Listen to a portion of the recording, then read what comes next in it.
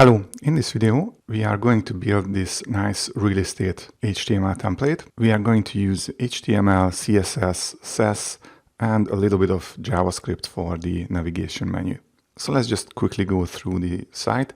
So we have a navigation menu, the logo on the left and the menu items on the right. We have a drop-down menu. Then we have a hero section with a search form.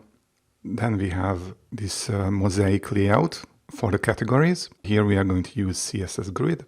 Then we have a property listing section with 6 listings. Then we have our agents section and we have a nice hover effect when you hover your mouse over the image. Then we have call to action part and the footer. It will be responsive, so let's get started. First, let's set up our project. So open your code editor. I'm going to use Visual Studio Code. I recommend you use the same because I'm going to use some plugin that will help us during the project. So once you open the editor, just click Open Folder here or go to File, Open Folder, and just create a directory wherever you want to create this template. So I already have a real estate website directory. It's empty right now. So I just select this folder and here we can start creating files. Just quickly, let's create an index.html.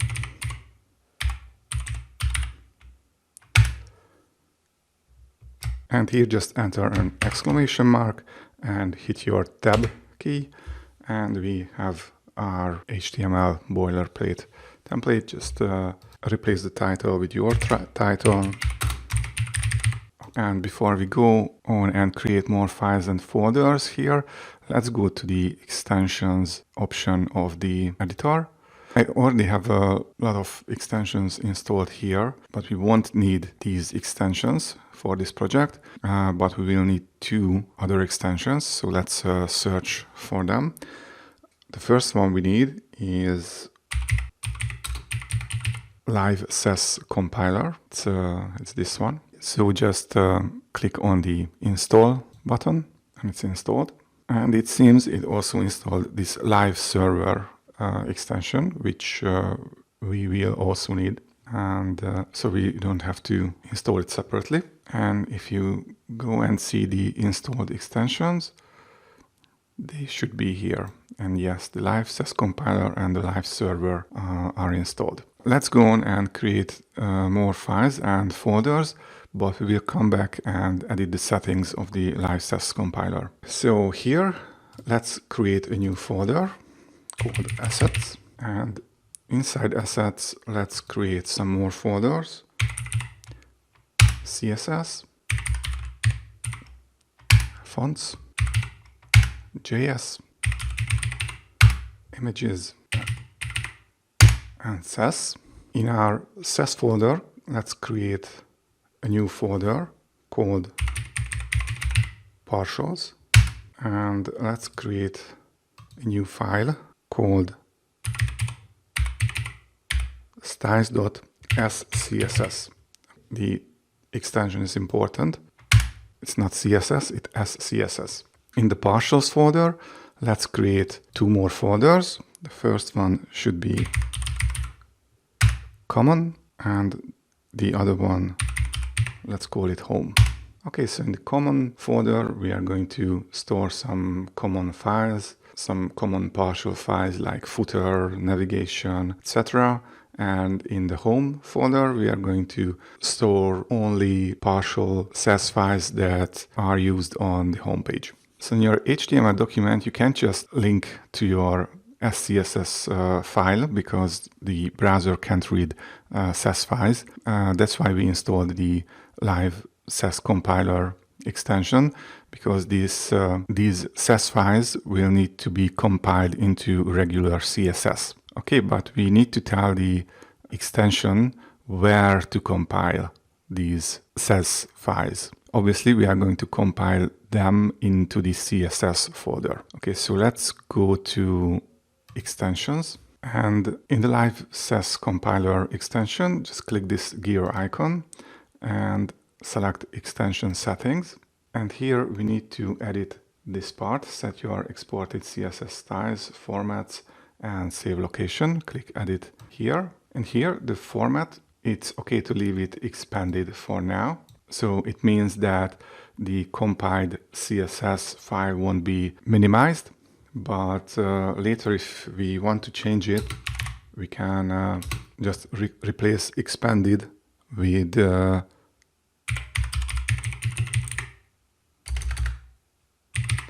compressed. The extension name will be CSS. That's okay. And this is the important part, the save path. We need to change that. So here we need to add basically the path to our CSS folder, because this is where the Sass files will be compiled into. So let's just add assets /CSS. And this should be enough. We can close these tabs. Okay, for fonts, we are going to use Google Fonts, and we are going to use the Source Sans Pro, where there are multiple ways to add it to the website. In this project, we are going to serve the font files from the project itself, but if you don't want to do that, you can just select the styles, and you can either link them into the HTML file here, or you can import it into the CSS file. It's really up to you. I have the font files here in my finished project, and this is my new project, so I'm just going to copy them over. And I am also going to need images.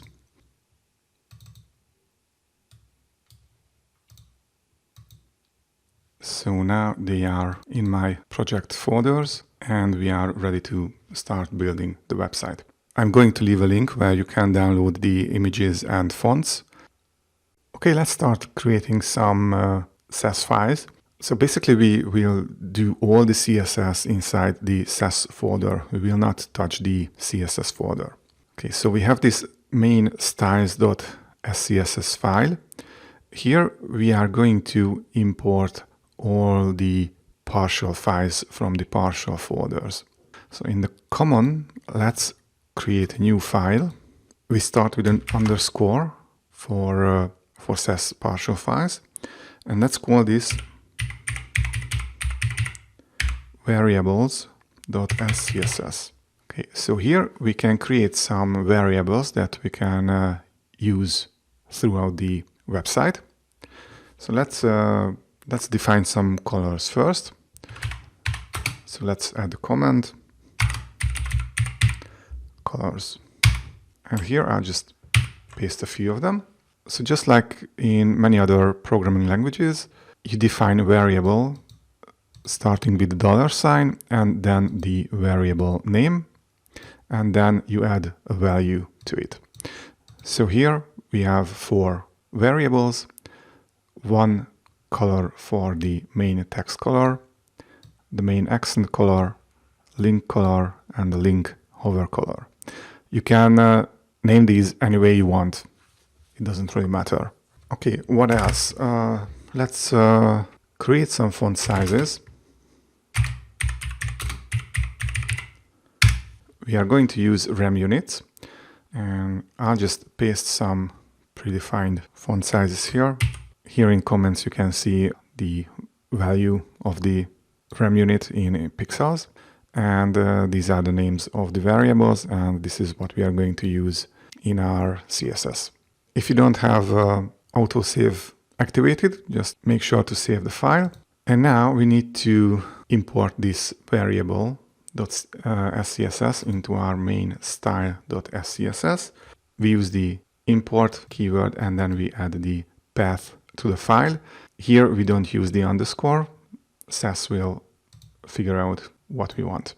Okay, and I forgot one very important thing. Here you see we made changes, but the Sass file is not compiled into our CSS folder. It's because I made a mistake. I haven't activated the live Sass compiler extension. You can see that here's this watch Sass link here at the bottom. We just need to click it, And now the LiveSass compiler extension is watching everything we do in the Sass folder. And as you can see, it already generated the style.css file in the CSS folder. So if you click here, you can see that the style.css and the map file were generated. If you take a look at it, there's nothing yet here, but everything will be added here once we do more changes. Let's just minimize this here. For now, I think these variables are enough, but we can always add more or change them here, so it doesn't really matter. Let's create a new file in the common directory, and this will be called mixins.css. So mixins are simple Sass rules that allow you to create styles that you can reuse throughout the website. So here we will only use mixins for defining responsive breakpoints. So the way we do it, we use the @ symbol followed by mixin, and then we add a name to this mixin, and I will just call it BPSM, so breakpoint small, then curly braces, and we just add the CSS breakpoint at media and min width,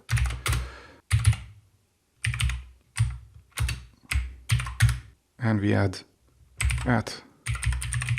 content. So the content will be whatever we'll add in our CSS. So let's just add a comment.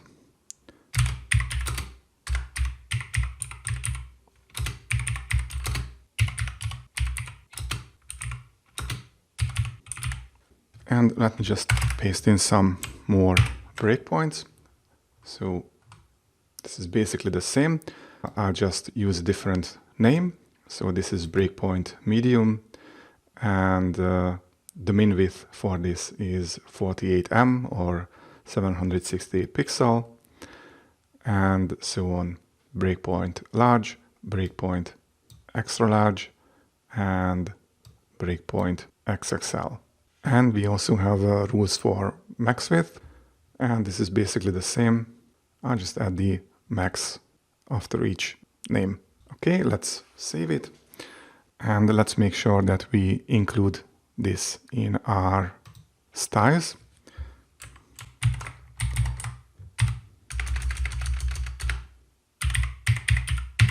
Let's create a new file here. Let's call it globals.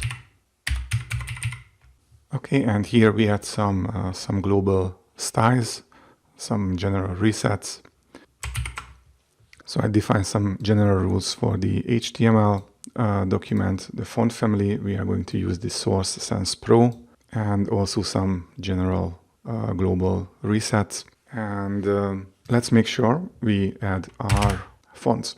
So how can we add the fonts when we have the font files in the project? So for this, we need to use the @font face. And first we need to add the font family. And this is the Source Sans Pro. We also need to set up the source.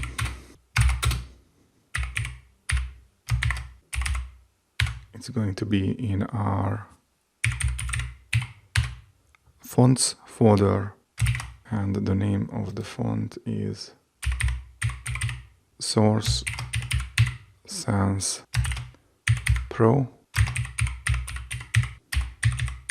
And we also need to define the format, which is true type. And we can define the font weight 400, and the font style normal. Okay, but since we have 3 different versions, we need to add this 3 times. The font family is the same, we just need to edit the name. The font weight is 600 and the font style is normal, and we need to edit one more, and it's not regular, it's italic, font weight normal, font style italic. Let's see if it works. I'm not going to include it just yet. I'll go to the index.html file and I'll just add a paragraph and some lorem ipsum, and I'll open the website with live server, and let's see if the font family will change when I include it in the style.scss.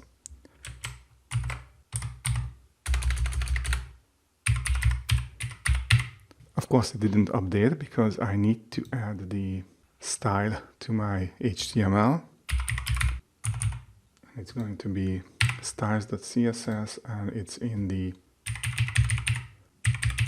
assets CSS folder, and now it changed. Okay, so it's working, and we also added the source correctly. And as you can see, the style.css file keeps updating. Okay, let's just close this. I like it better when the lines wrap and the long ones are not in one line. So let's just go to File, Preferences, Settings, and the editor word wrap settings. Let's change it to on. Okay, and now the lines are wrapped and we can see everything. Let's go back to the global.scss and let's add some more global styles. Let's add some styles to the body. We'll set the margin to 0. The font family will inherit the source sans pro, and we set the background color to white. Let's add some styles to the p tag. For the font size, we use a variable. So if you go here, we have a $font16, which is 1 rem, 16 pixel. And this is what we use here. And the text color will be the main text color variable, which is this color.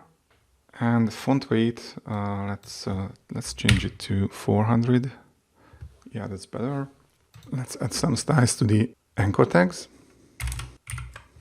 Here we add some transition, and for the color we use the link color variable. We don't have text decoration, and we also have some style for the hover state. Let's add some styles to placeholders in the in forms, and let's create some styles for our container that will hold our content. So we'll have 2 types of container. Container fluid. I'll name it the same as it's named in Bootstrap. So let's just add a comment here. Container styles. So the container fluid has a 100% width and has margin right auto and margin left auto. And we will also have a container class with margin right and margin left auto. But since this container won't be full width, we will need to add some responsive styles for our breakpoints. And this is where we can use our mixins.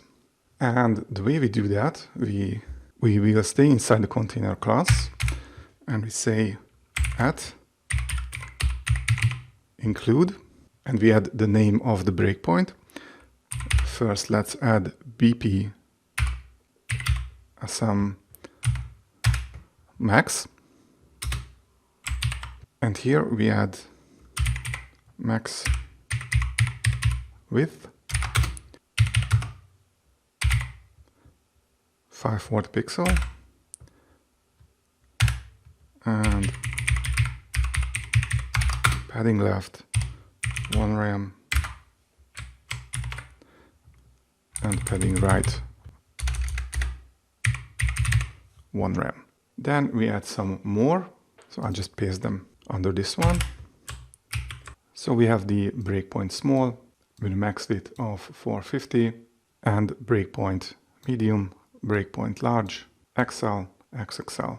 So basically we just change the max width for all of them. And actually if we want to be efficient, we could just move these paddings here and just remove them from here.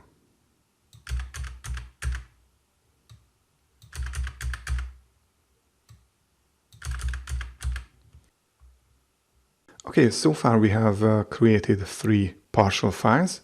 In the common folder we need 1 more, and we'll call this utilities. And here I will define some utility classes so that we don't have to use them all the time in the CSS. First, let's create a class for display block. Okay, let's create one for flex. Let's create one for display none.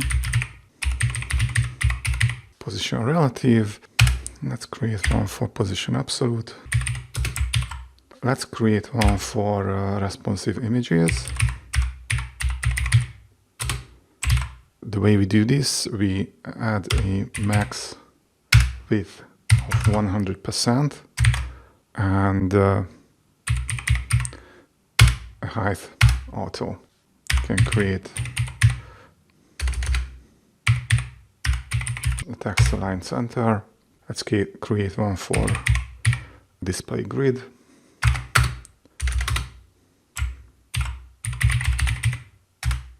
Let's create one for grid gap.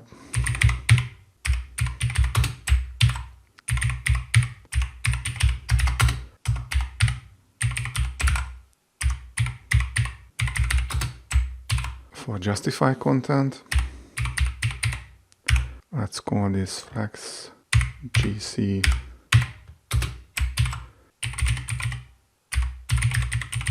we will definitely need align item center. We can add some spacings.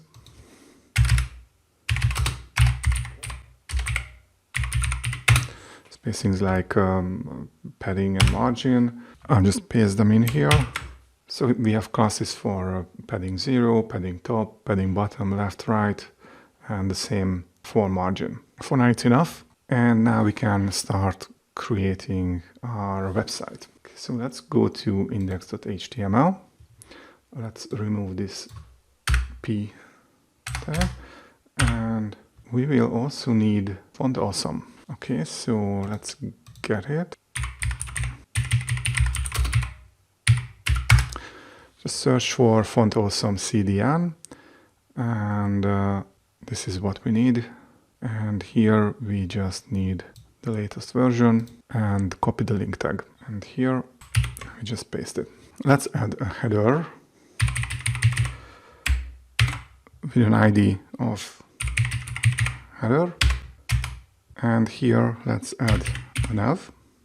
And for the nav, let's add a class. And it's going to have the container class, and we'll add some more later. Okay, here let me just resize this a little bit so we don't need this anymore. And here we have the index.html file opened in our live server, so we can see what we are doing. So let's just add a div with a class of logo wrapper. We add an href and an image, and a source will be assets, images, and logo. For the alt text, we can just add some text. It doesn't really matter. Here, let's just add a comment.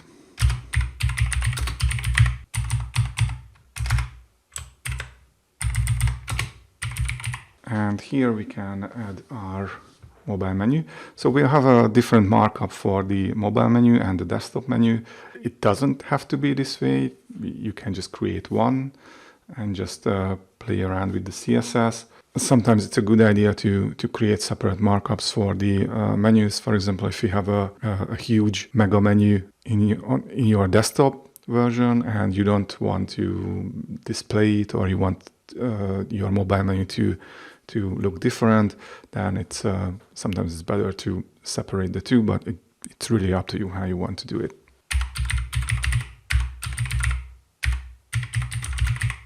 So we have a main div for the mobile menu. So actually, I'm just going to resize the window. First, I want to add the toggler. So this is basically just a font awesome icon. I use this class, and I also add an ID to this because later we will need to grab this in our JavaScript, and it's wrapped in a toggler class. Underneath this div, we add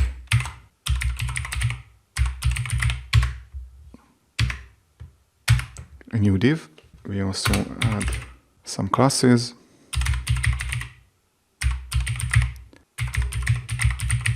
And we also add the class absolute. And inside this div, we will have our menu items, which is just going to be an unordered list. I'll just paste it. Okay, so here we have a drop-down menu, which is hidden by default. If you remember, we created in our utilities the hidden display none class. But by default, this will also be hidden. So here we need to add the hidden class. But it's not hiding because, again, I have not imported the new SCSS partial file that I just created. So let's do that. And now it's hidden. Okay, I always keep forgetting this. We have the markup, but the menu icon is underneath the logo, which is not good. So we need to add some more classes to the nav element. First of all, we need to set this to flex, and flex justify content space between. Now it's pushed to the right side, and we also need flex align items content, so they are centered vertically. Now we need the desktop version, so I'll just paste it here. So here we have a menu wrapper with an unordered list, and it's basically almost the same as the mobile menu. Here we set the main UL, main unordered list to position relative because we have a drop-down menu, and the drop-down menu is set to position absolute, and its content is hidden by default. Now let's go to the CSS.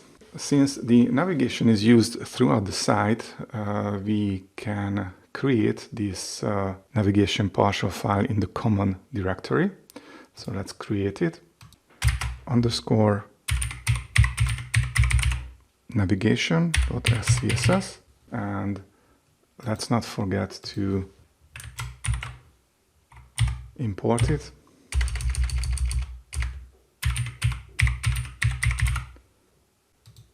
And let's start doing it.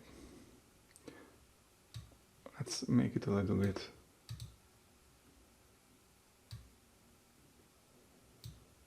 bigger. Let's add a background color white, and let's add a border button. One of my favorite feature of Sass is that we can nest classes into each other. We have a logo wrapper class.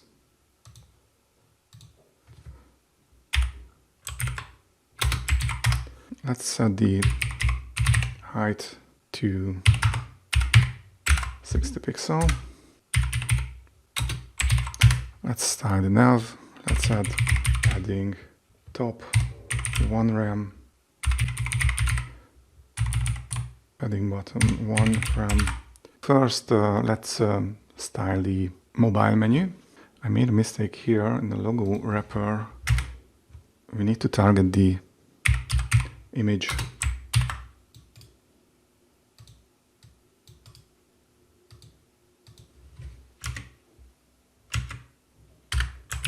If we want to do the mobile menu first, we need to hide the desktop menu, and we do this inside the nav. I'll just paste it and see if we reach the breakpoint, the desktop menu disappears. So here we used the breakpoint mixin that we just created. Let's add the styles for the mobile menu. First, let's target the mobile menu wrapper and just make sure it's on top of everything. Let's add the index inside here. Let's target the toggler and the font awesome icon and set the color to main text color and the font size to 1.5 rem and set the cursor to pointer. Let's target the mobile menu class, the background color to F2, F2, F2, the width to 100%, and let's just go back here and temporarily let's remove the hidden class from here so we can see what we are doing. Okay, so the width is 100%, top 102 pixel, left 0 and right 0. So right now we are here, so now we need to target the unordered list. So for the UL we set the list style to none.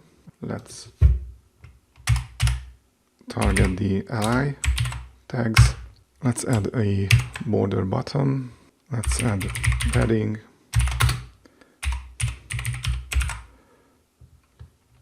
And let's add transition all 0.3 sec. Easy out. Okay, let's add a hover state. So here we can use the parent selector.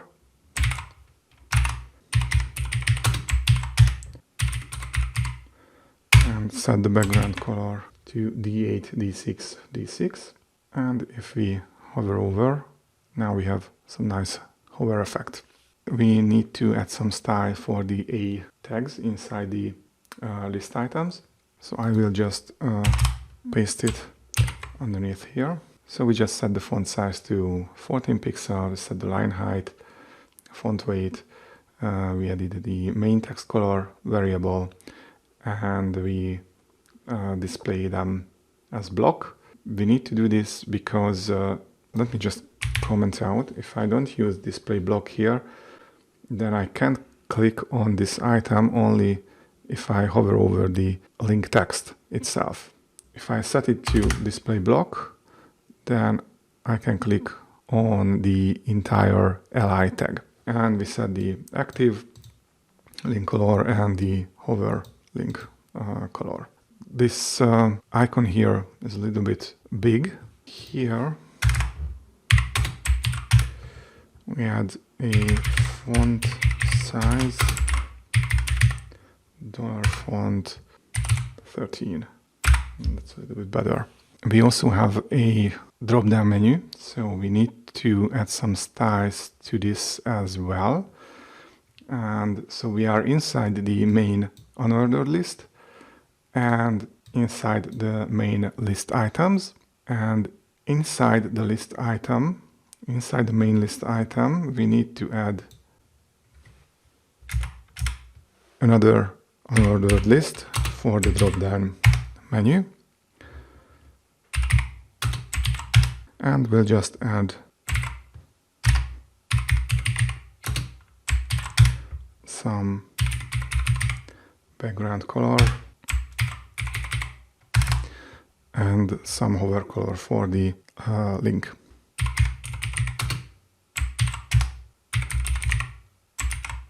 It's going to be main text color. And basically we are ready with the mobile menu styling. The only thing we have to do is to make sure that when we click this icon, then the mobile menu opens, and when we click this list item, the drop-down menu opens. And for this we need to use some JavaScript. But first we have to go back here, and here we add the hidden class because we just removed it. And let's go and create a JavaScript file. Let's call it script.js. Okay, and also let's not forget to include this in our HTML file. So it's in the assets folder, JS folder, and the script.js that we need. So here we need to reference a few things, script.js. So first we need to grab this icon. So let's store it in a variable. I will call this mobile btn, and it equals to document dot get element by id, and we need the id of this element, which is here, toggler btn. So now we have this. Let's just grab the mobile menu, and this is the ID that we need. And for now, these two are enough for us. Let's make sure when we click on this icon, the menu opens, and when we click again, it will close. For this, we need to attach an event listener to this button. So we do this by adding an event listener to the mobile btn.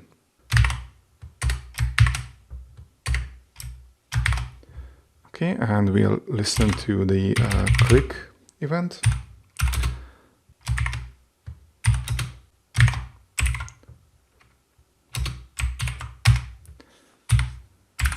And it's very simple. We just have to toggle the hidden class on the mobile menu. So we need the mobile menu dot class list dot toggle, and what class we want to toggle. It's the hidden class. And now it should work. And yes, if we click it, it opens. If we click again, it hides. And if we inspect this in the developer tool, we can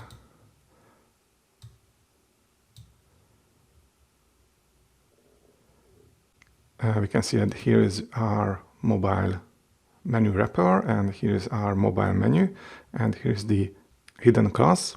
And just watch this. When I click here, the hidden class is removed. When I click again, it's added. One more thing we need to add is this one, because if I click here, nothing happens. For this, we need a new variable here, and we need to grab the drop-down class. Okay, so const mobile drop-down, which equals to document dot query selector and we will select drop down class. Okay, let's just add a comment here.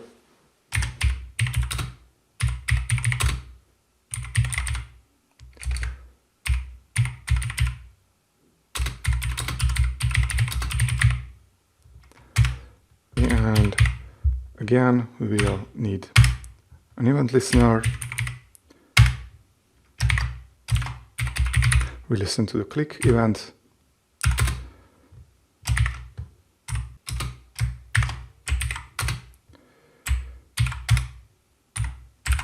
And we will need another variable here because we are going to toggle this hidden class here, just like we did it here. So we grab this li tag with the class of dropdown, and when someone clicks on it, the hidden class of this unordered list will be removed and added. Okay, so we need a new variable to reference this submenu. So let me just copy this, and here we add submenu, and this will be mobile submenu, and here, and we'll just add the same like here, and this should do it. So let's try it. Okay, and if I click here,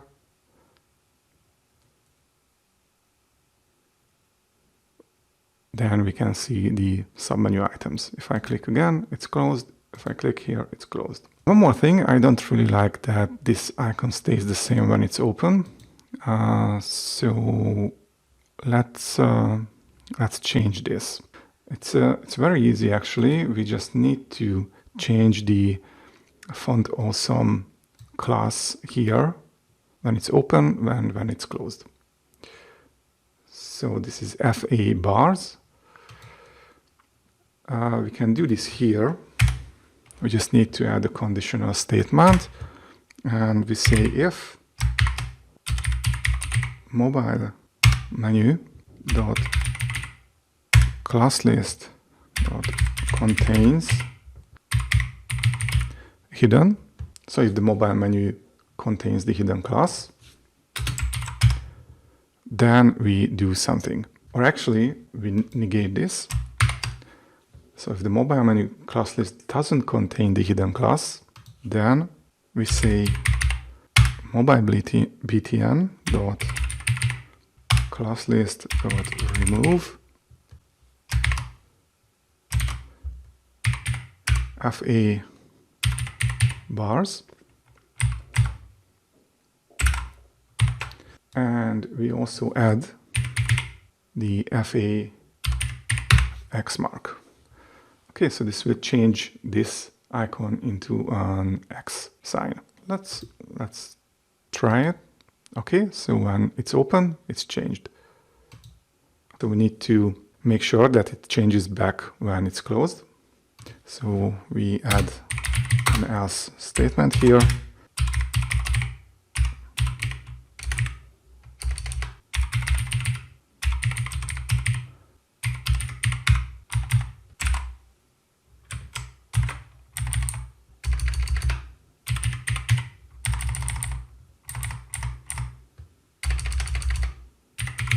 So basically we just turn it around, and if we open it, it's changed to X, and when we close it, it changes back to the hamburger menu. So basically we are done with the mobile menu. Let's fix the desktop menu quickly because it looks horrible. So we won't need the JavaScript file. We can close it, and let's go back to our navigation. So here we added a responsive breakpoint to hide the desktop menu below 768 pixel.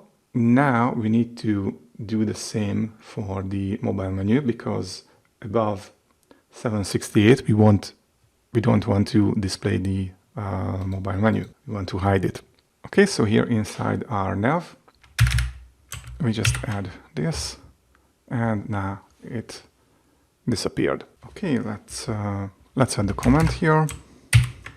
Okay, since we are doing this mobile first approach, the desktop menu needs to be inside a media query. So we need this. And everything related to the desktop menu will be inside this mixin. For the desktop menu, we have a menu wrapper. And inside we have an unordered list. We need to remove the list style. And we need to add a min height of 2 rem. Okay, inside the unordered list, we need to target the li tags. We set them to display block. And inside the li tags, we need to target the links. Set the color to main text color. The font size should be font 15.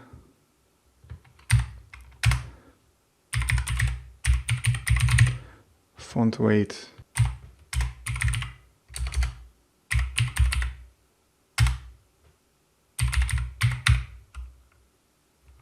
We set it to display block and we set the line height to 40 pixel. Okay, so inside the anchor tags, we can set the active and hover colors and the font size for the chevron icon for the drop down. And we need to add some space between the menu items. So we come here and we add margin right 1.5 rem, except the last one. We are almost ready. We just need to take care of the drop down menu. So here inside the li, we need to target the second unordered list. The background color will be F2, F2, F2. And the width will be 200 pixel. But let's go back to the index.html, and just like with the mobile menu, let's temporarily remove this hidden class so we can see exactly what we are doing. So inside the second UL, we target the li tags and we add some border bottom, padding and transition. Okay, and we also add a hover color. And here we target the anchor tags. Font size will be font 14. We add some line height 30 pixel and the font weight will be normal. Okay, so now we have the hover. We'll take care of this in a bit. We have this little space on the right side. Okay, let's just change the hover color for the links.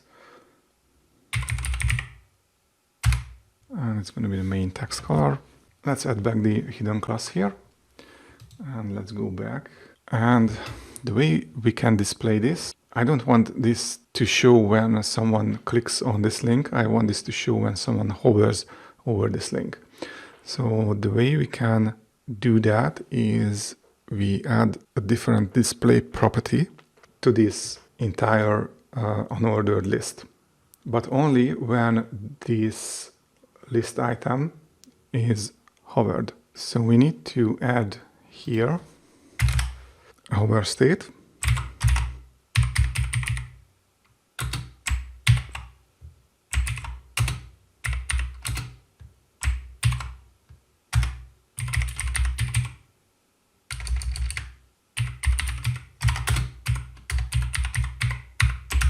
And when we hover over, it appears.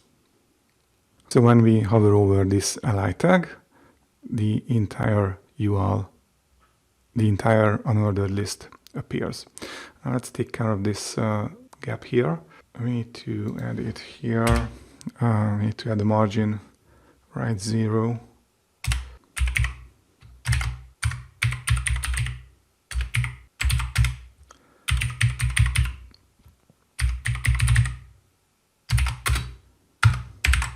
Okay, and now it's perfect.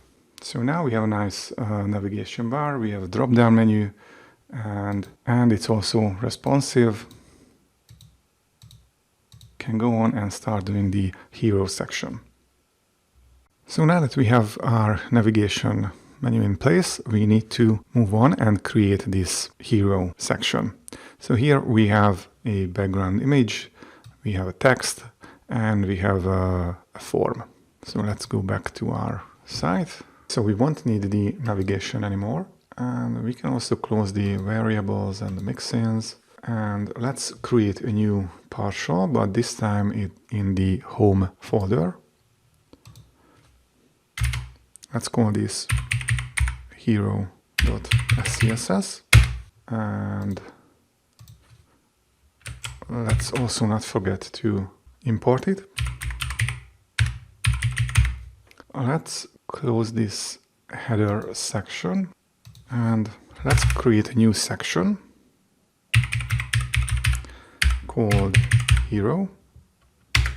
And inside this section, let's create a div with a class of container. And let's add another div here with the class of content. And here we add an h1, the class of text, center, and margin bottom 2.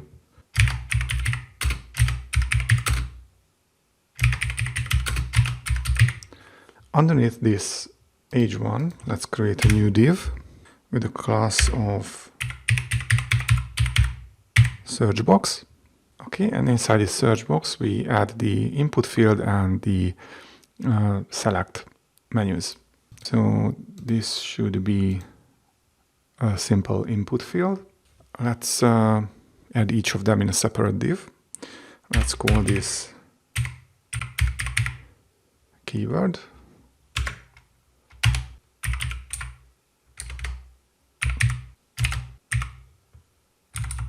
And we don't need the name and the ID.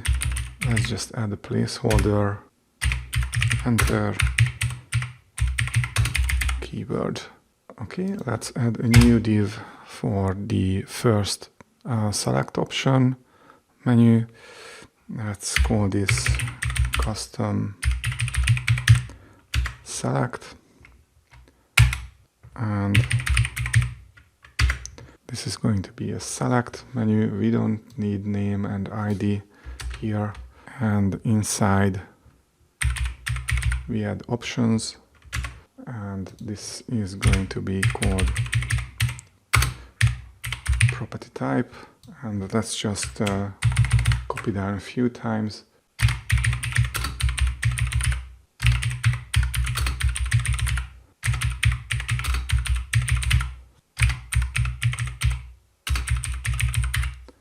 We just need to copy and paste it 2 more times.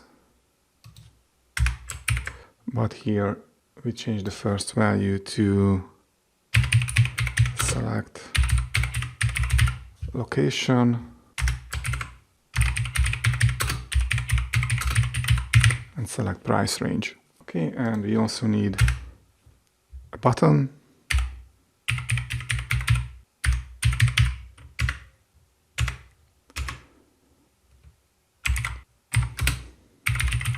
And the class of btn. Okay, if it's a button and we use an anchor tag, we also need to add a role button. And okay, we are ready to style this. First, we need to add some. But first, we need to add some extra classes to the section itself. First of all, it's going to be flex.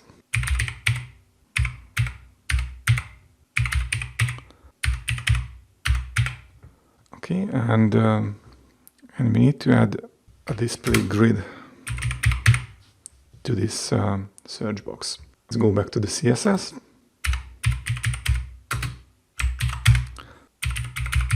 We have the background, the URL. Okay, we have some error. Double quotes.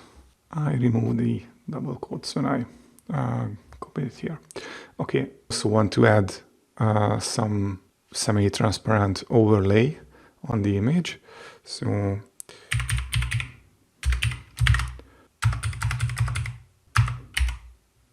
and let's add the background size color. And to display the overlay, we need to add background blend mode and set it to multiply. Okay, and we need to add a min height, maybe 80 VH. Let's style the age 1.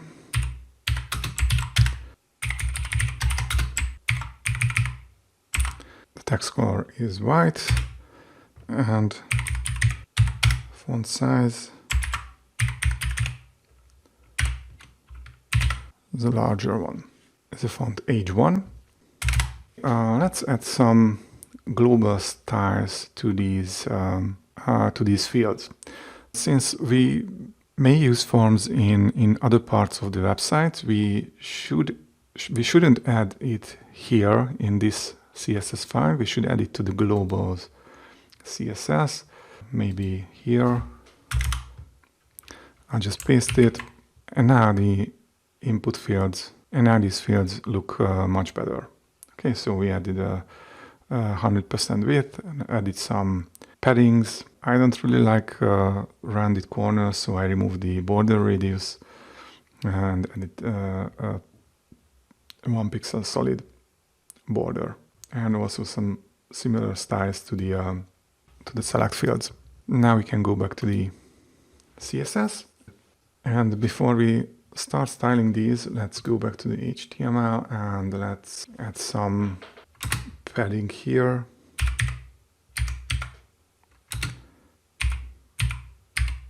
Not here, but here. It's a container, and let's add some padding here also. Okay, let's go back. And within the content, let's target the search box, and we set the background color to white, and here we set the entire search box display to grid. And basically in the mobile view, I want to display two fields side by side.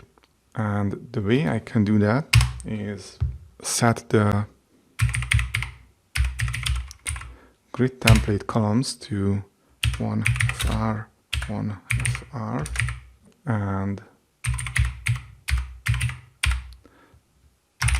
set the grid gap to 0.7 rem. Now we have some nice space between them. Okay, and we also have a transparent border around this form, and we can do that with box shadow. And let's set padding left and right here.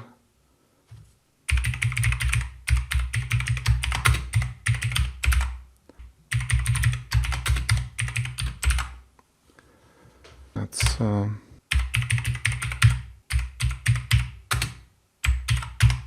add a margin top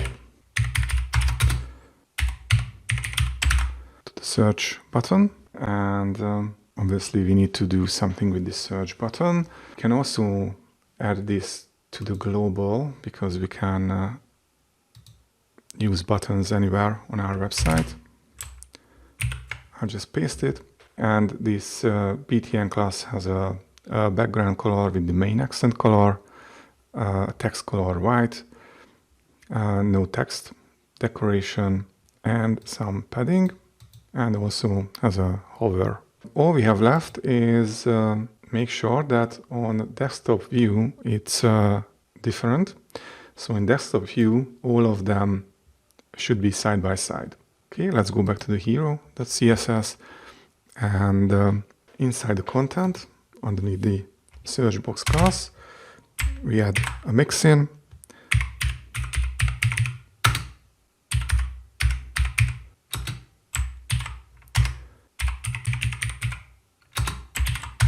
So here we just redefine the grid template columns.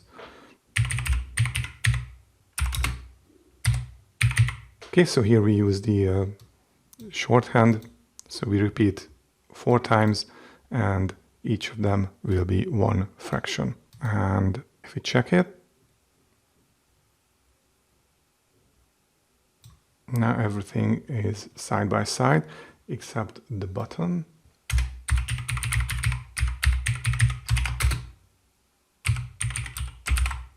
Okay, so the button is not here because I made a mistake. We need to repeat this 5 times. Okay, and now we have our nice search box. So now we can move on to the categories section. Let's close this one and let's create a new section with the class of categories. Let's add some padding top and padding bottom. Here we need a new div with a class of container, and this container will hold all our categories. So in the mobile view it's going to be simple because each image will be under each other. So let's create a new div called cat1, and it's going to have an h2 and a paragraph.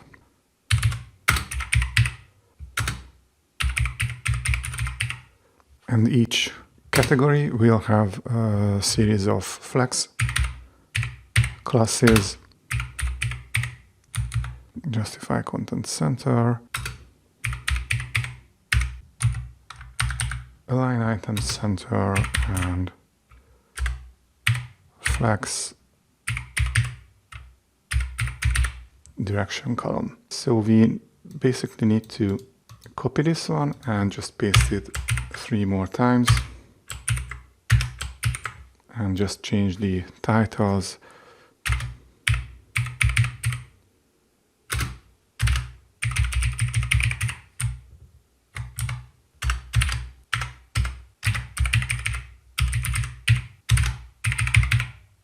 And basically this is the markup for our categories. So we can go and create the categories file in the home directory. And we don't need the hero anymore. And here, let's not forget to import. So here,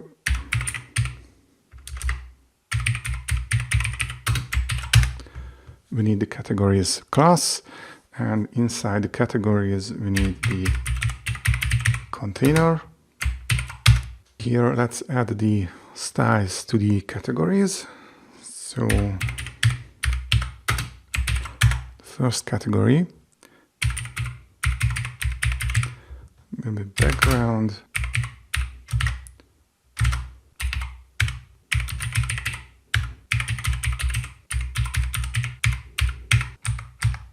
and similar to the hero image, we add some dark overlay on the image.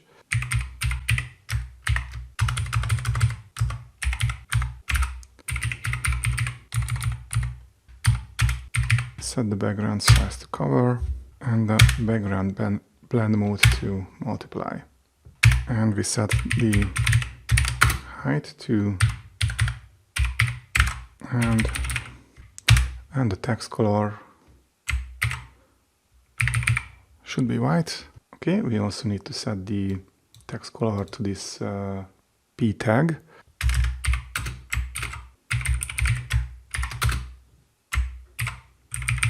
Now we basically just need to copy this and paste it. This is gonna be category 2.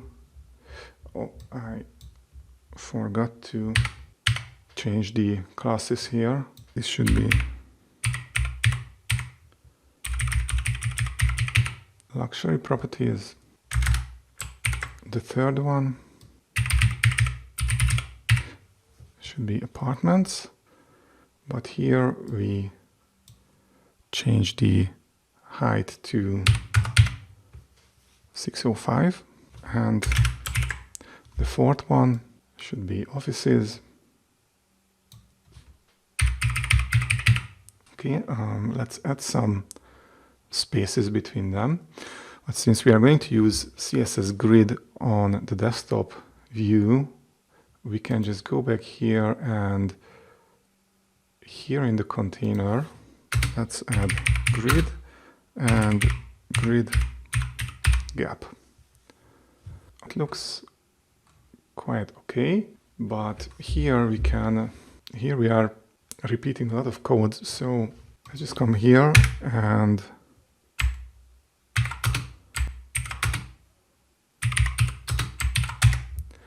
div, and let's add this one here, and the color here, and then we can remove this from here, and we can also move this one here. We can also remove the color from here, so we can remove this and this. Can remove this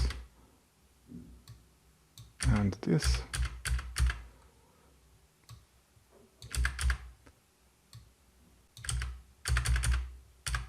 And everything should stay the same. Yes.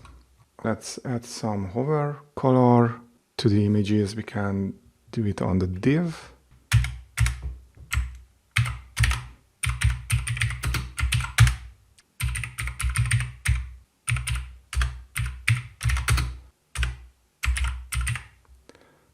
We can use the main accent color, and we can add some transition.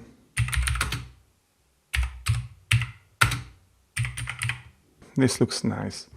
Okay, all we have left is the desktop version.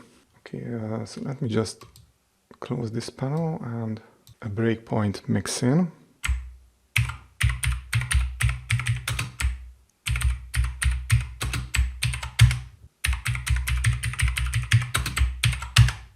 Let's check it here on the finished version. So we have 2 rows, and we have 2 smaller items, one that spans the 2 rows, and one smaller item that spans 2 columns.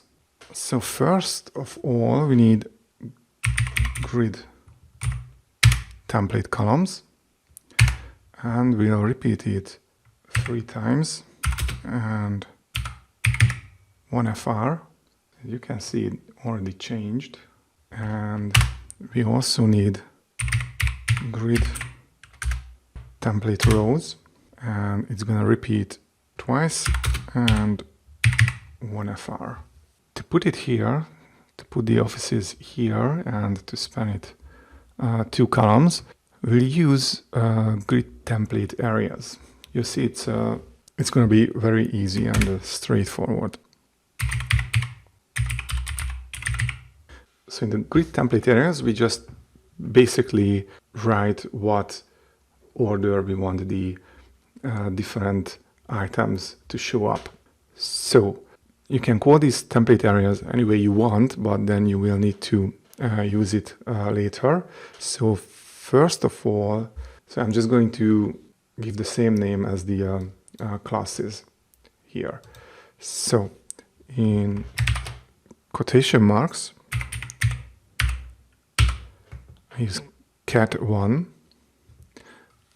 Cat1 is the family home. Then it is followed by cat2, which is the luxury properties. And then it's followed by the apartments, which is going to be cat3.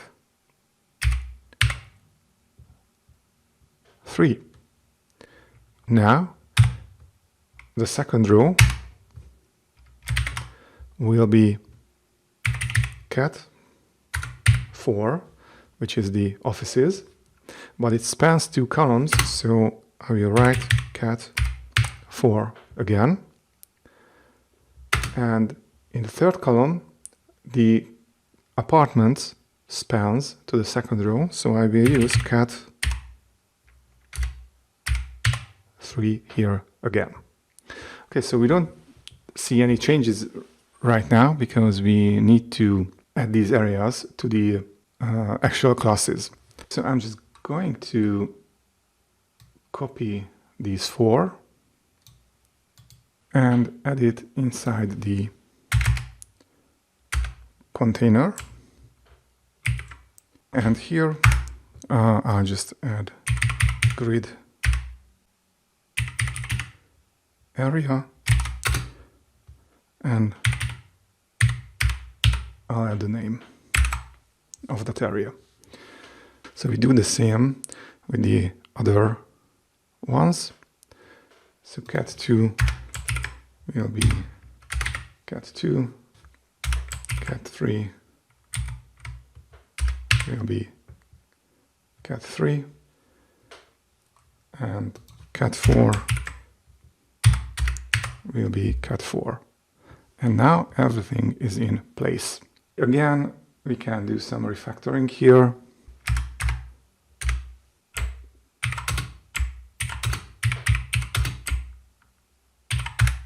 Okay, we can cut these and add it here. Actually, we don't even need these. Actually, I don't think we need these. We need the grid area, background, maybe even the background.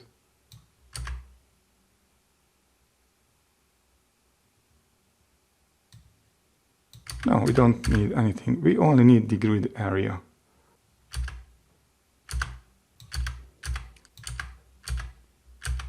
This is very, very simple and very effective. CSS Grid is really, really good at creating any kind of layout. Here we can even cut these and add it here. So we have even less code.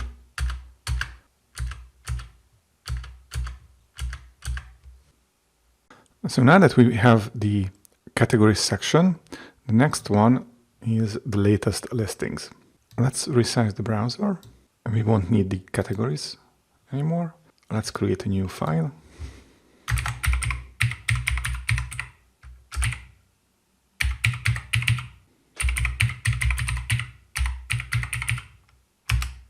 And let's import it. Let's close this section and let's create a new one.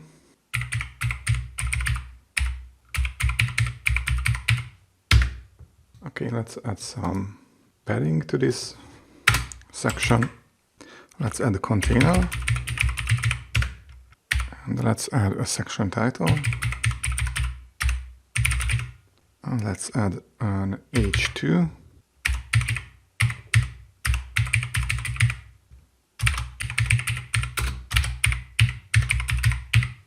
Okay, so underneath the section title, let's add a new div. In this listing wrapper div, we will add the individual listing items. So let me just create a comment.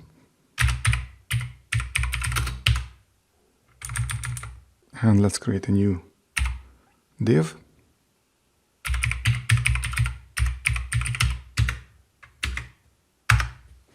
So this listing item will hold the listing image, the title, the address, and these icons and the bottom part. So let's add a new div, listing image. We should also add the position relative class here, because we will need to position these prices and this for sale badge onto the image. Okay, so let's add the image tag, and let's also add a class, and we add our responsive image class that we created earlier in the utilities file. Underneath the image, we add a new div called listing method. And this div should also be absolute and flex. Here we add two new divs. So we set this div to absolute and the parent element to relative, because we will need to position this div onto the image later. The next one is the item title.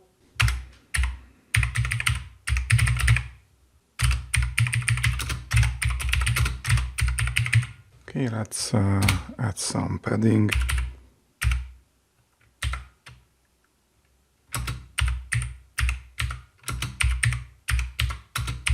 After the title, we need to add the icons. Here we also need some padding.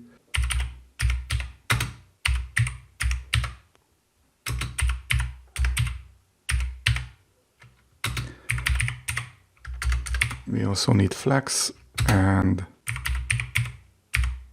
okay, I left the address out, so let's add that after the title.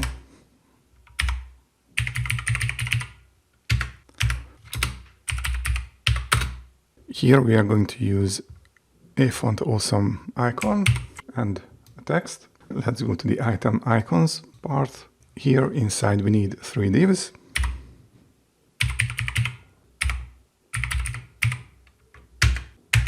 I'll just paste them here. So we have one for the beds. It's basically one icon and one paragraph. And because we use the flex class, they are side by side. And it's basically the same, just with different class names. One for the beds, we use a different icon, and one for the area. And again, we use different icons here. After this, we need the listing footer. Here again, we need some extra classes, some padding,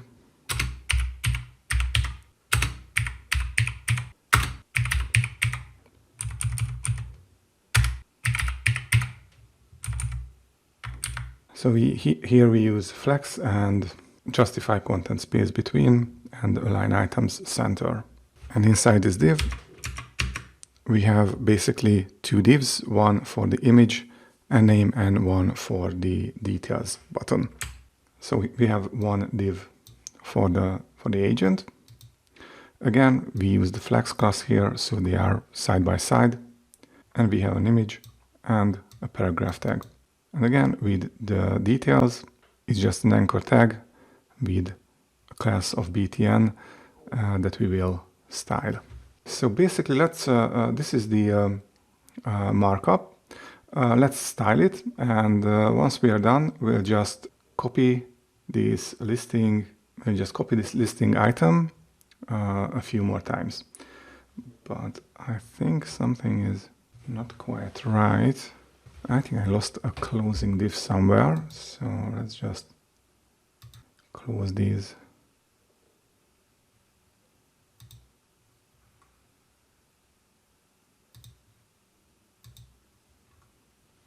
Okay, div class. Okay, so this is closed here.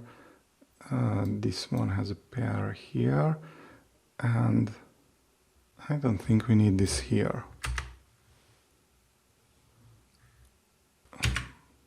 Okay, let's move this here. Let's move this here. And we need one more for the container. Okay, I think this should be it. Let's just open them and let's go to the listings. So for this section we need a different background color.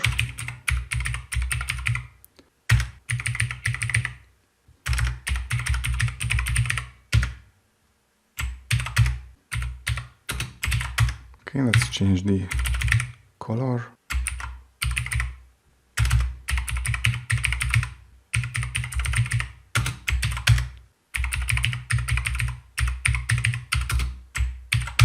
Okay, for the listing item, we need a white background color.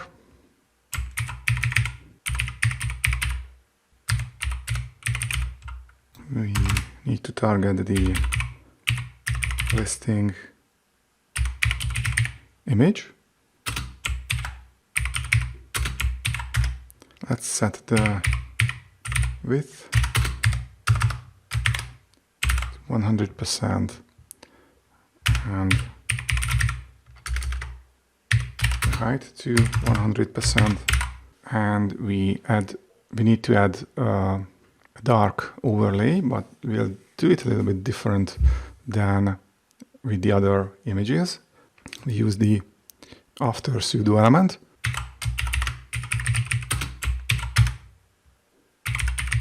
We set the content to an empty value. The position should be absolute. The background should be RGBA. Set the top to 0. Left to 0, and the width to 100% and height to 100% as well. It's a little bit bigger. I think we can fix this by adding font size 0 to the listing image class. And yes, it fixes it. Remove this extra white line. Okay, so we have the image styled. We need the listing meta. Let's set the font size to font 14. Let's set the bottom to 0 pixel. Set the color to white and set the z-index to something big and height white. So within the listing meta we have two other classes, price and type.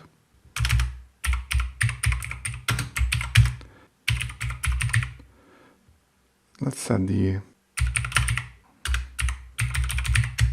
background color to something transparent. Okay, so it's a similar color as our main accent color, but it's a little bit transparent. And let's add a padding 10 pixel.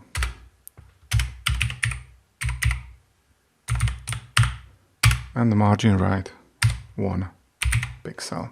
We need the same for the type, but we don't need the margin right here. So now that we are done with the image and the meta details, we don't really need to do anything with the title. I like it as it is, but we need to style these icons. So here,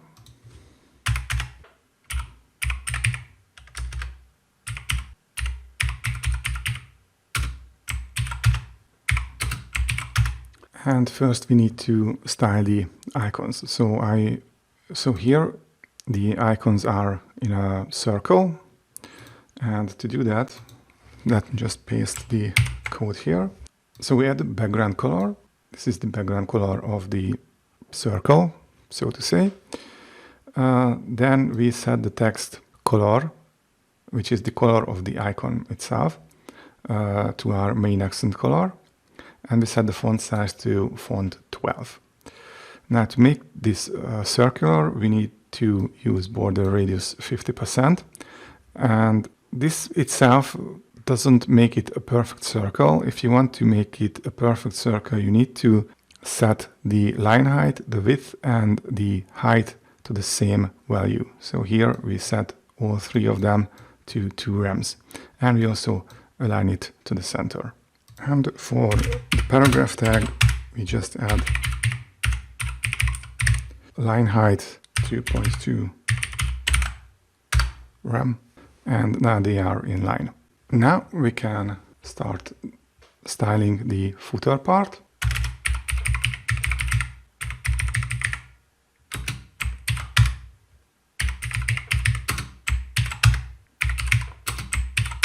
And first let's style the image, because obviously this is too big. So let's change the width to 50 pixel, the height to 50 pixel as well, and the border radius to 50%. And now it's in a circle. It's different than the font awesome icon.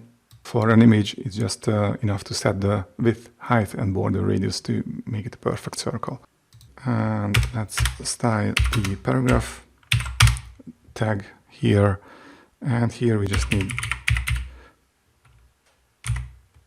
padding left, 1 rem,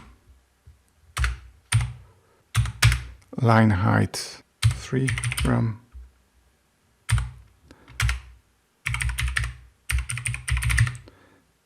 and the font weight,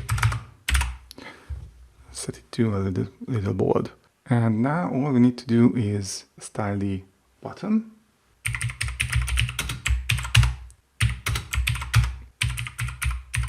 Let's set the background color to this, and the text color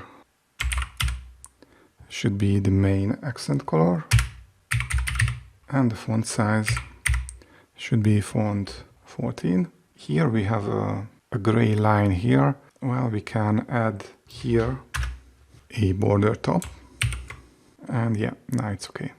This section title and the listing item is too close together, so let's just here let's add the margin bottom too. So basically we are done with the mobile version. All we need to do is, let's just close this and copy and paste a few times. Okay, this is going to be listing 2. We need 6 altogether. So we have now 6 listings. They all look nice, but now we need to style it for our larger screen size, because obviously this is not gonna look very nice on a large desktop. Okay, so let's go back to the listing CSS, and inside the container, so here we need to add our responsive breakpoints.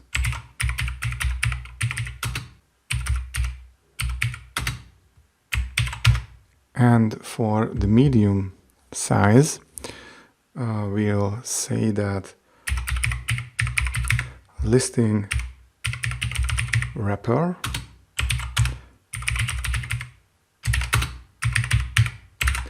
display grid and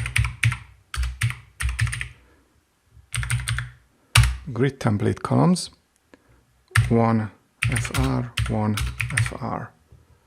And for some reason it's not working. Okay, so it's listing wrapper, and it's inside the container. I made a typo here.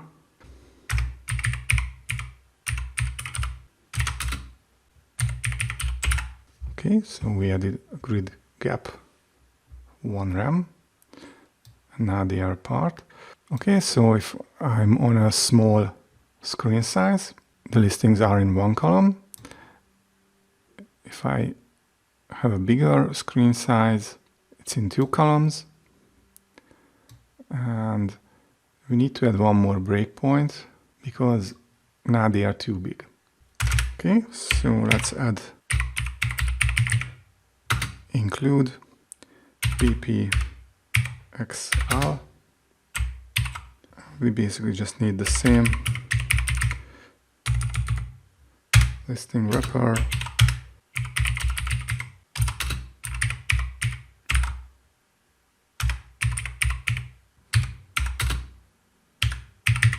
and now they are in 3 columns.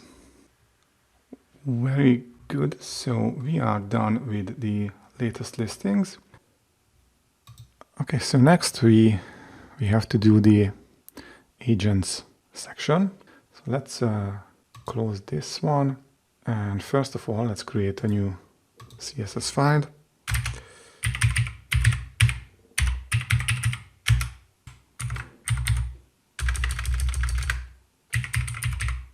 Okay, let's go to the index.html file.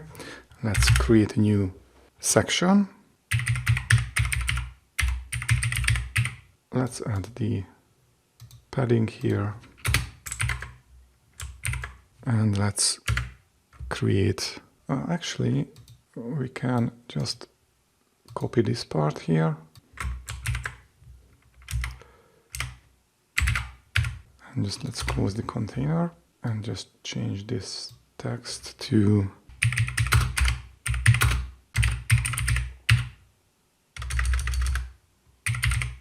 meet our agents.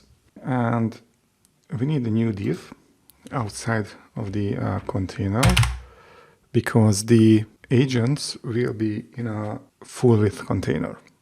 So we need container fluid. Okay, so if you remember, we have these here in our globals. And let's add a new class here, team wrapper. This will contain all the team members. Again, we'll use grid here and also add our grid gap class.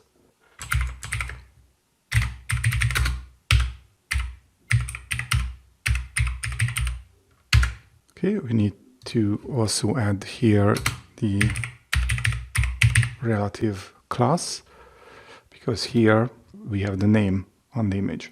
So this parent element must be positioned relatively. Okay, here let's add a new div. Let's call this agent image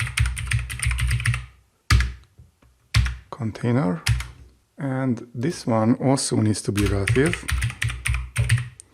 because we need to display this these social icons on when we hover over the image. So inside the agent image container, let's add the image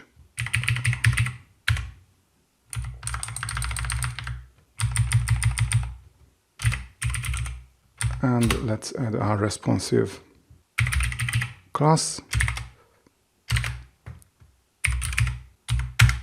So we have the image showing up, and still inside this div we need to add the social icons.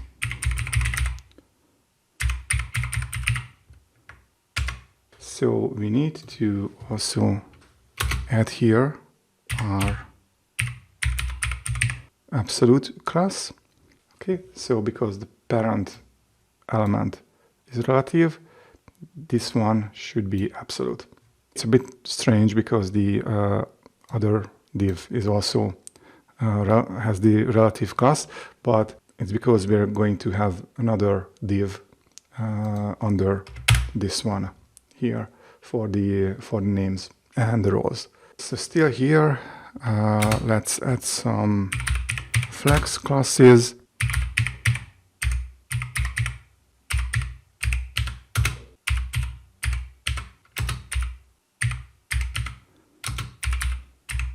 And here we need to add the social icons. Okay, so I'll just paste them. Okay, so one for Facebook, Twitter, Instagram, and LinkedIn.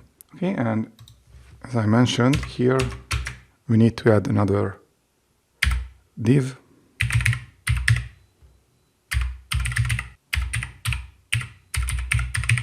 And it's for the name and the role. It's just an h4 and the p tag. So basically, we are done with the markup and we can start styling it. And because the rest will be the same, so we'll just do the styling like when we did with the listings. And once we are done, we'll just create 3 more copies from this and just change the images. So let's go to the Agents CSS file.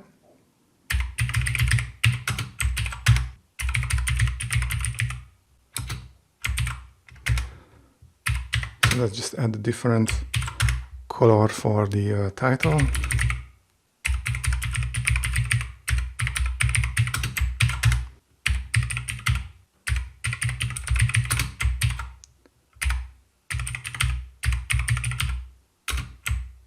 So we just add an overflow hidden and the pointer. Let's add the agent image container and social icons. So let's add the background color, which is the main accent color. Let's set top to 0.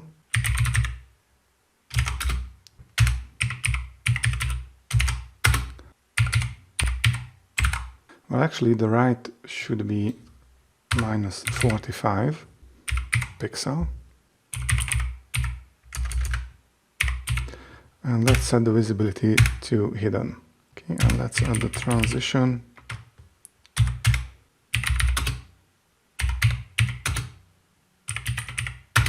Okay, so by default we hide it and pushed to the right by 45 pixel.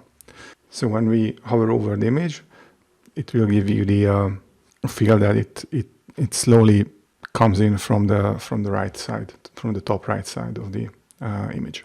Okay, we need to set the link color to white. Here on our website, we have this shape. It's kind of, the bottom part is cut off or something like this.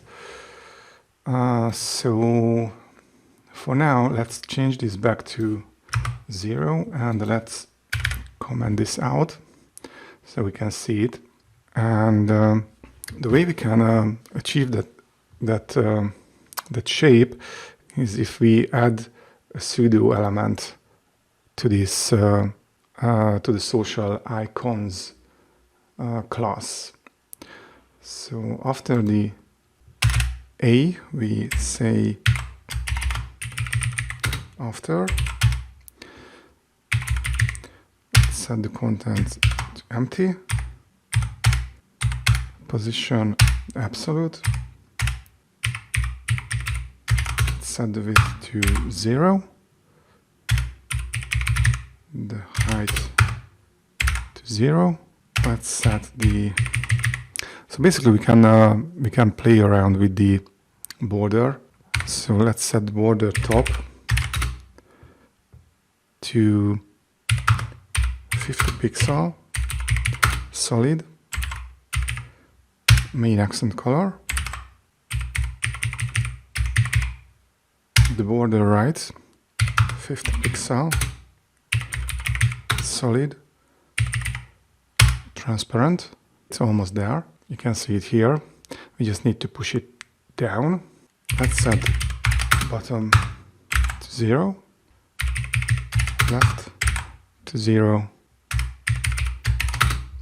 top 100%. And now it looks really nice. So let's set this back to -45 pixel, and let's remove this comment. Let's do the agent meta, the name and the role.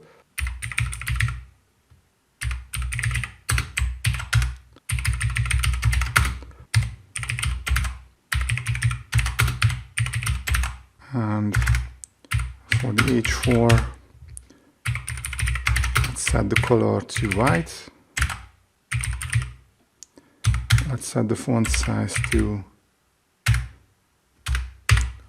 font 19, and for the paragraph tag,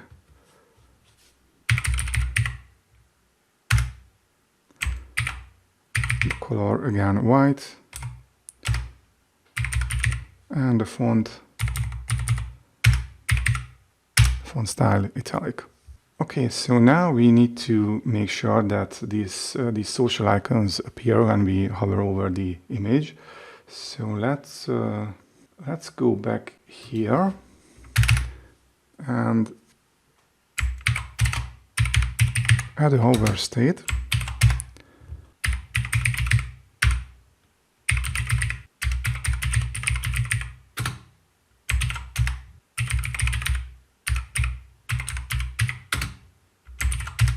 And we just set the right to 0 pixel and the visibility to visible. Okay, and yes, it's working. It's really nice. So basically we are done with this, but we need to add the other agents. Agent 3. Okay, so now we have all the agents here. We just need to make sure that on a larger screen size they are side by side. So let's go back to agents, and here under theme wrapper,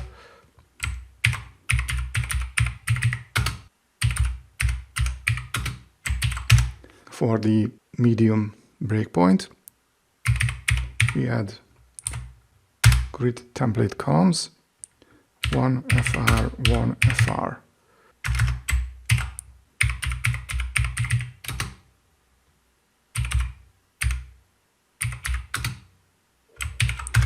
And for the extra large,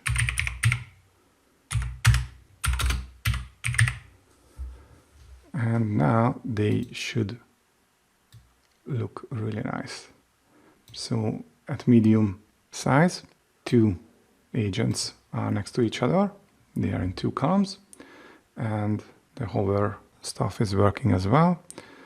And if we go to larger screen size, now they are in 1 row, side by side, and it's working really nice. Okay, so here we have a call to action. Let's do this here as well. And it's also different on desktop and on smaller screen sizes. Okay, let's do this. Okay, so let's close this theme wrapper div, and underneath let's add a new div. Let's call this join, and let's add a margin top 2. Let's add a new div, and inside here let's add another one, agents icon. Here we'll just add a font awesome icon, and below this we add the text. We have an H4, become an agent, and we have a paragraph Let's just add the lorem ipsum, and underneath the text we have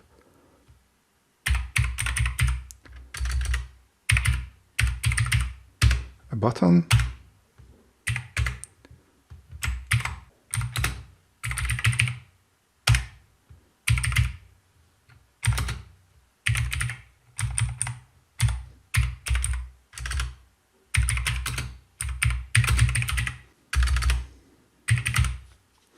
join our team.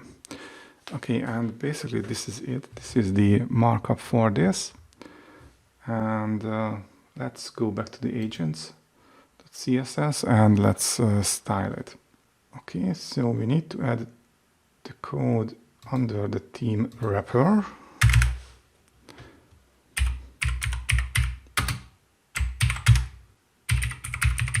Okay, so the background color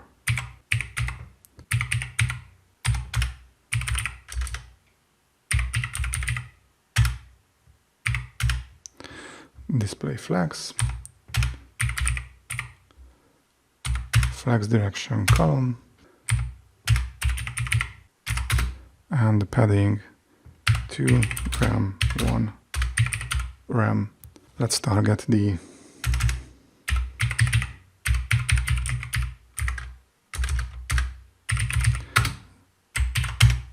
CTA content. It should be text align center.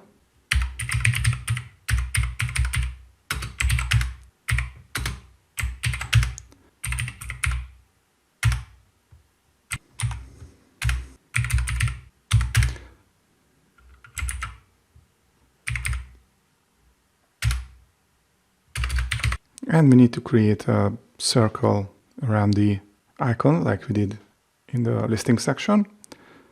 So border radius 50%,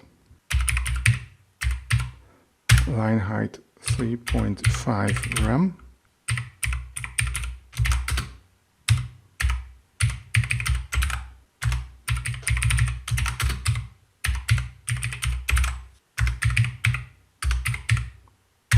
and text line center. Okay, let's style the join text.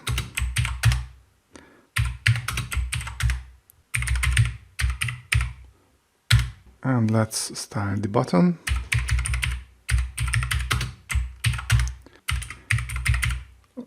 Let's add the margin top 2 rem.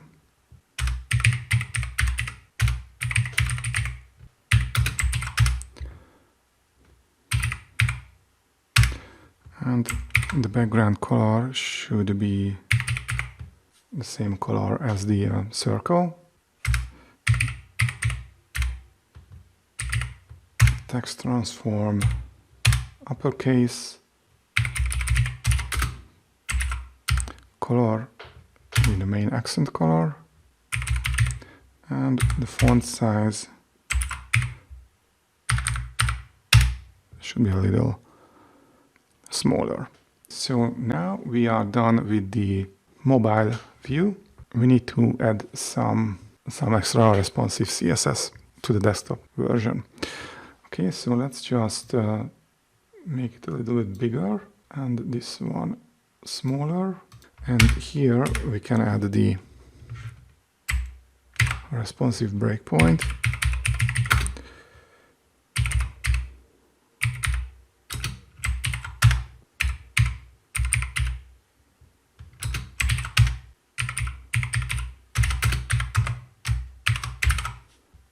Let's align this to the center.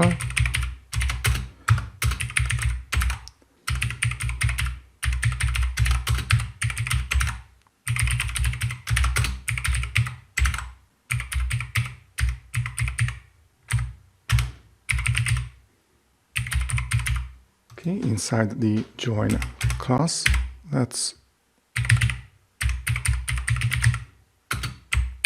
target the CTA content.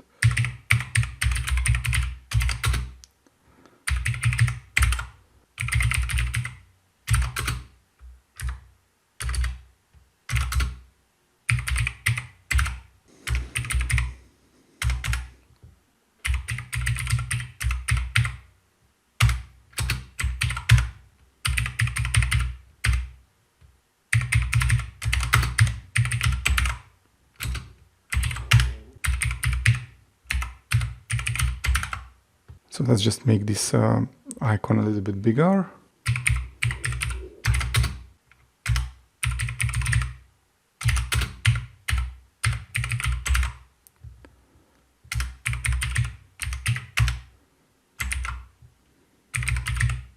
Okay, let's take care of this button.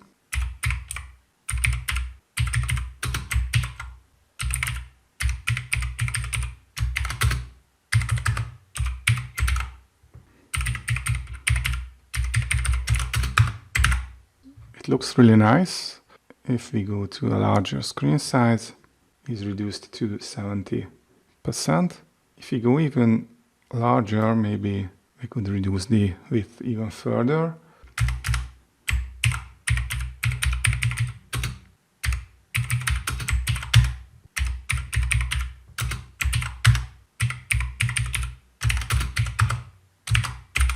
Okay, so now we are ready with this section too. And now all we have left is the footer. Let's create the footer section. In the final project, we have a background for the footer, a background image, an overlay on it, and we have 4 columns and the copyright section. Here, let's resize this window. We don't need the agents CSS anymore. And let's create a partial file for the footer, but we are not going to create it in the home folder. We are going to create it here.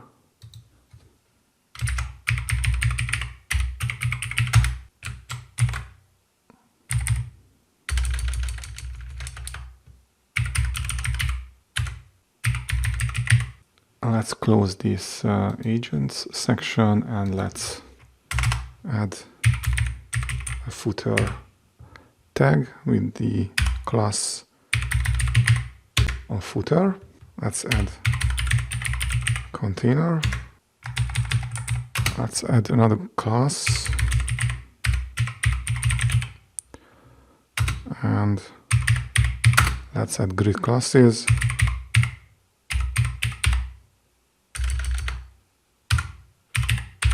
And this div will hold our 4 widgets.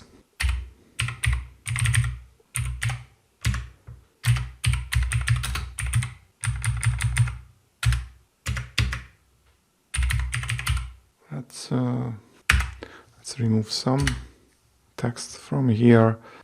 Let's add some social links.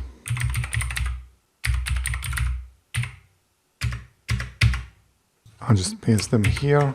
Okay, let's add some margin top. And let's just copy this section. We don't need this. And this is gonna be company. And we'll just need to replace this with an unordered list. Okay, let's just copy this again.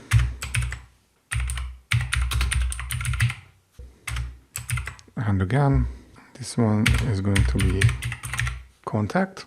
And this is going to hold, if we go back to a finished project, we have list items with different font awesome icons. We can do this if we add a class to the UL tags. And then we'll just need to add the list items like this.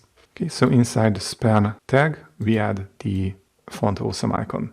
Okay, and after this footer widgets class, we need to add a new div with container fluid, copyright,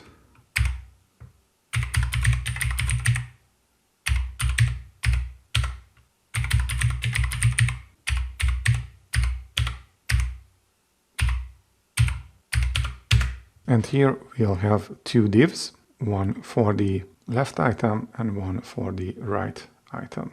But on a mobile view, on a small device, they are going to be under each other. So basically, this is the markup we need for the footer. Now let's go to the style and add some CSS. Okay, so for the footer section, we have a background image.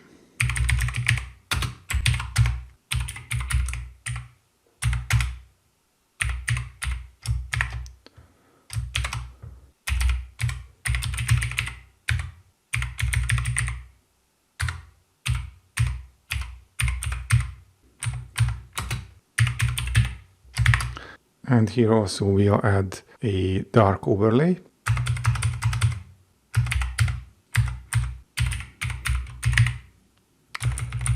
Use background size color. For background position, center.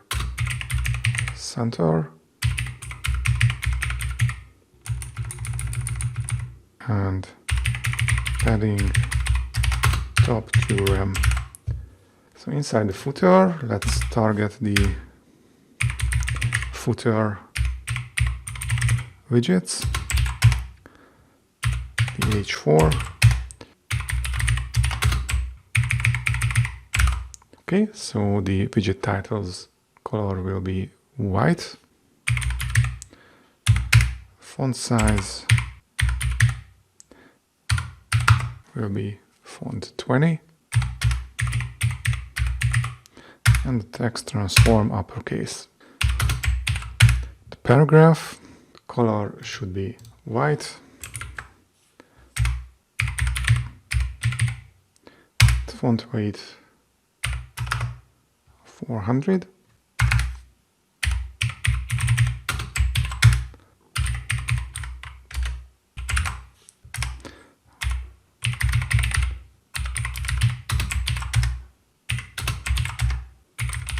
Let's change the color of the social icons to white.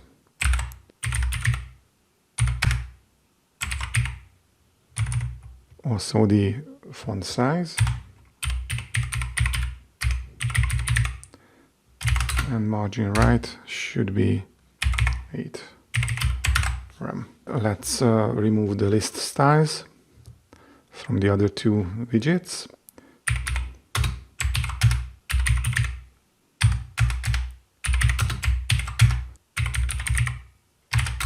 Let's change the color to white and also the for the A tag. Okay, now for the contact.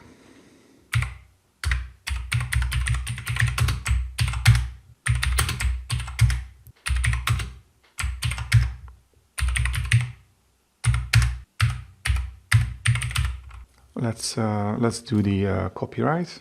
The copyright should come here.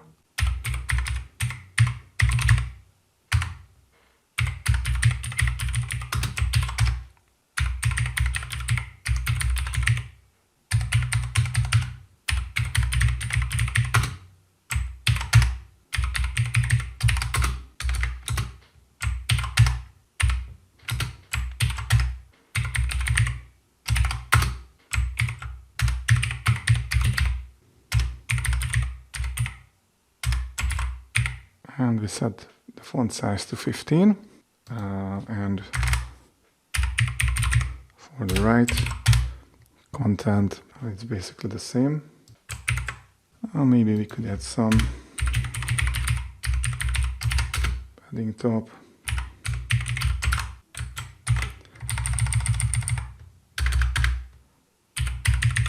And padding bottom. Now let's add some responsive styles. So basically here we need to add include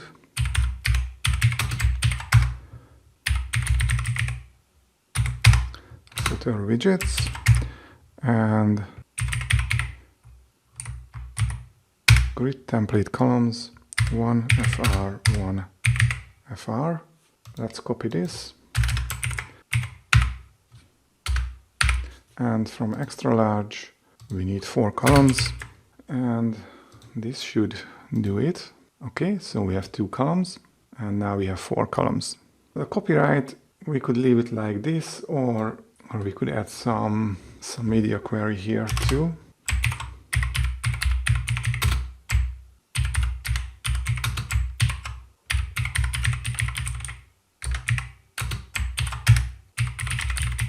So now they are side by side, but we want the left on the left side and the right content on the right side. So we just need to add justify content and space between. Okay, and now they are aligned properly. Okay, and that's it. We are finished with this website. I hope you enjoyed the video and learned a lot from it. And please don't forget to subscribe to the channel and like the video. And I will leave links in the description so you can download the images I used. I will also provide the Photoshop template for this website design. And don't forget that we have a Facebook group. If you have any questions about HTML, CSS, JavaScript, just join us and just post your questions. Thank you very much and have a good day.